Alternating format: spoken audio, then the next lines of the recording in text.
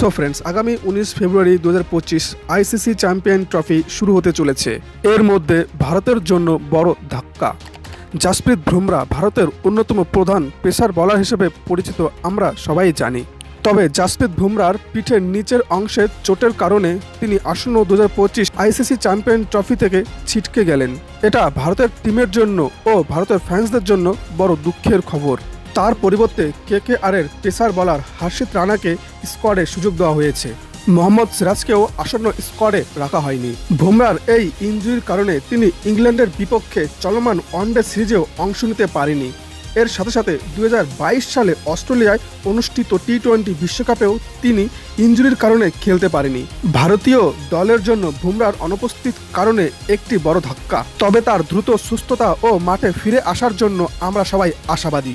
জাসপ্রীত বুমরাহ স্কোয়াডে না থাকার কারণে টিমের জন্য কতটা ক্ষতি হতে পারে অবশ্যই কমেন্ট করে জানাবেন। এর সাথে সাথে বুমরাহর জায়গায় হর্ষিত রানা নাকি মোহাম্মদ সিরাজকে সুযোগ দিলে ভালো হতো, অবশ্যই আপনাদের মূল্যবান কমেন্টসটি কমেন্টস বক্সে জানাতে ভুলবেন না। এবং ভিডিওটি যদি আপনাদের ভালো লাগে অবশ্যই ভিডিওটি লাইক ও কমেন্ট করে জানাবেন এবং তার সঙ্গে সঙ্গে চ্যানেলটি সাবস্ক্রাইব করে পাশে থাকবেন। আজকের মতো এটুকুন, আবার দেখা হচ্ছে নেক্সট ভিডিওতে। Bye bye.